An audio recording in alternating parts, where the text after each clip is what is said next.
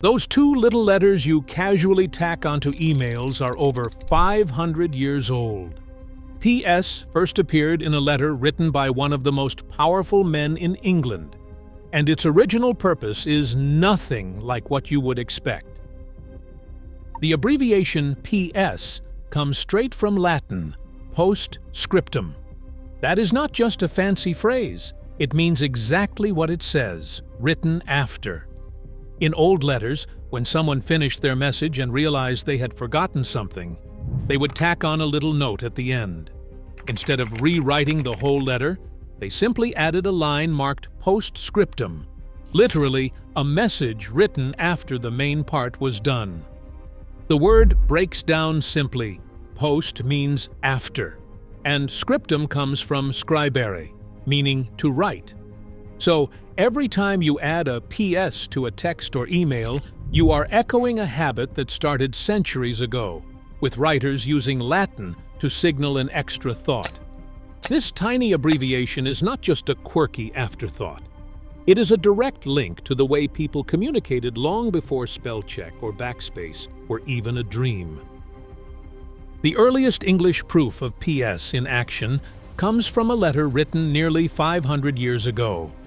In 1523, Cardinal Thomas Wolsey, chief advisor to Henry VIII, sent a letter that ended with a concise afterthought marked simply PS. This isn't just an old habit. It is a documented moment where the abbreviation leaps off the page and already serves its familiar purpose. The letter itself, preserved in the British Library's Royal Manuscript Collection, uses PS exactly as we do today. After the main message, Wolsey adds a quick note about receiving letters from the Queen of Scots. That tiny pair of letters, tucked at the end, is the first known use of PS in English correspondence. By the mid-1500s, postscript had become a noun in English, and by the 1870s, people even started using to postscript as a verb. This early evidence shows that the postscript wasn't just a quirk, it was a practical tool, quickly adopted by some of the most powerful writers of the time. In the Renaissance, letter writing was not just about getting your message across, it was an art, complete with its own rulebook. Juan Luis Vives, a Spanish scholar writing in 1534, took this seriously enough to publish a manual on how to craft the perfect letter. His advice? If you needed to add a postscript, keep it brief and always place it after the signature. Vives warned against rambling afterthoughts, insisting that a postscript should feel like a quick nudge, not a second letter tacked on. This was not just personal preference. Other etiquette guides across the 18th and 19th centuries echoed the same point. Manuals from the Enlightenment and Victorian eras drilled home the idea that a postscript was for something genuinely forgotten, or as a gentle reminder, never as a space for new arguments or long stories. The tone mattered too. Even a short postscript had to match the formality of the main letter. Following these rules was not just about good manners. It signaled to the recipient that the writer paid attention to every detail, right down to the final line. Sometimes, one afterthought just was not enough. As letter writing became more common in the 1700s and the 1800s, writers started stacking their additions. After a PS, they would add a PPS, postscript. If they still were not finished, there was always PPPS. The more urgent or scattered the thoughts, the longer the chain could grow. These sequential postscripts were not just for idle chatter either. In 1737, an anonymous merchant sent a letter to the Sheriff of Galway, warning about a servant's plan to smuggle contraband wool. The main message ended with a signature, but the real punch came in the postscript. A direct alert about the smuggling scheme slipped in after the sign-off. That single line set off a scramble among local officials, proving a PS could change the course of events. The convention was clear.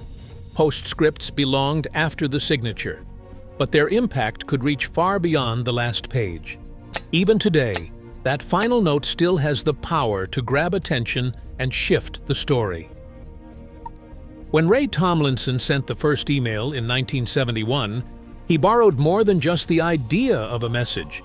He brought along the habits of handwritten letters, including the trusty postscript. Even with digital editing, people still tack on that final note. There is a reason it works. Psychologists call it the recency effect.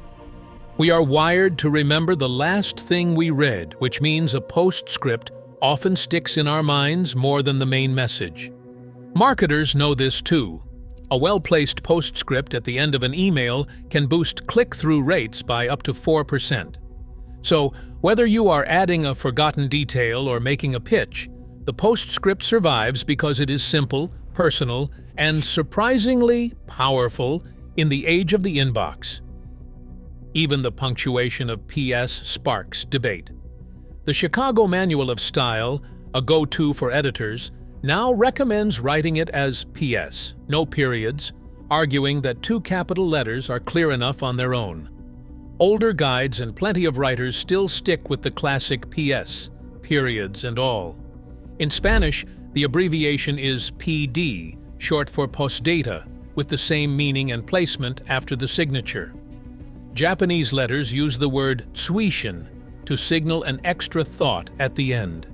Whether it is PS, PS, PD, or tsuishin, the idea travels easily across languages, a final word set apart, giving writers everywhere a way to slip in one last note. Even in an age of instant edits, PS still sneaks in that last, irresistible thought. Our need for a final word endures, and sometimes it is the PS we remember most.